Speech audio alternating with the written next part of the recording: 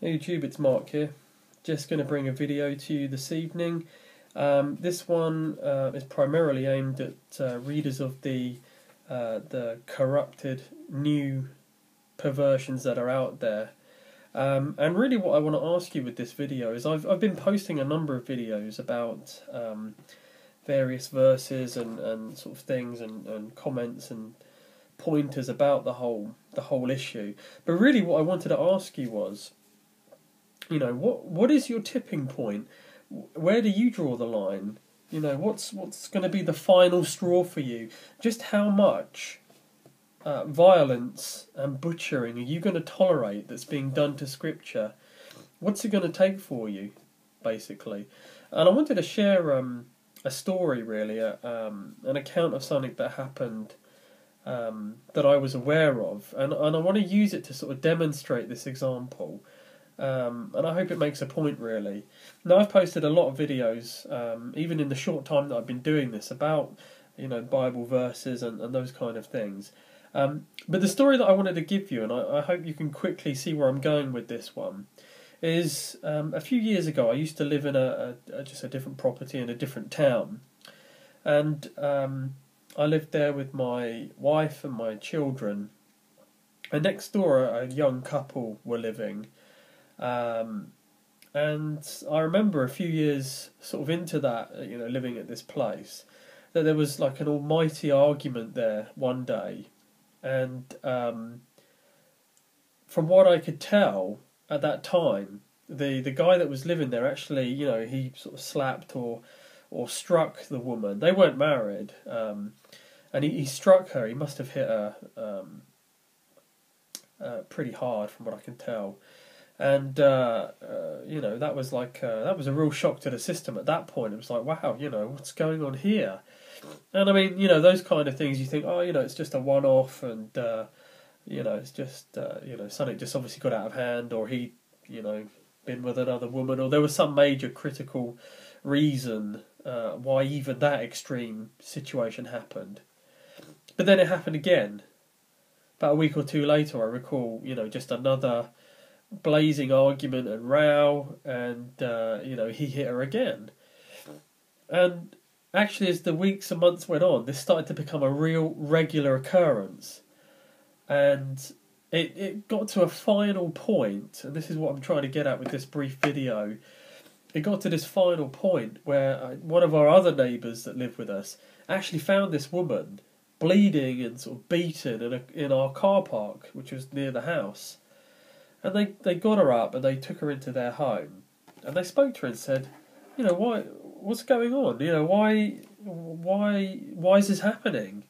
You know, why don't you call the police? Why don't you leave? Why don't you do, you know, X, Y, and Z? And her response to those questions, with blood running down her nose, was, well, I love him.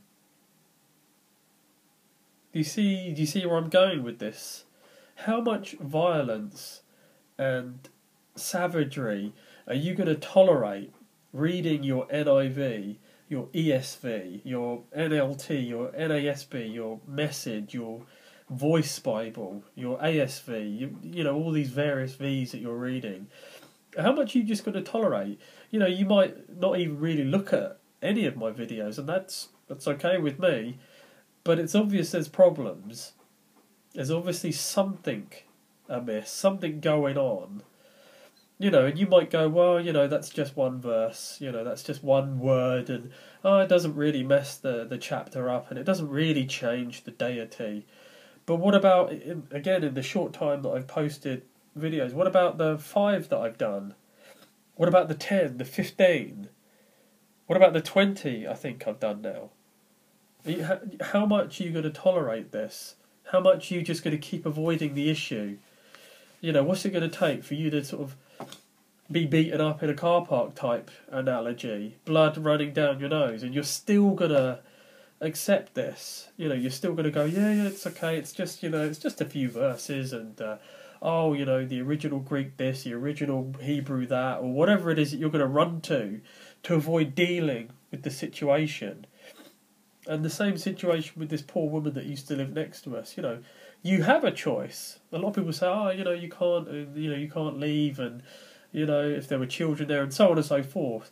Basically, stop making excuses for this. Accept what's going on and deal with it. Now, I know it sounds a bit harsh with regards to this situation with this woman, but it eventually got dealt with, actually. Eventually, she threw the guy out. It took a long time for her to do it, though.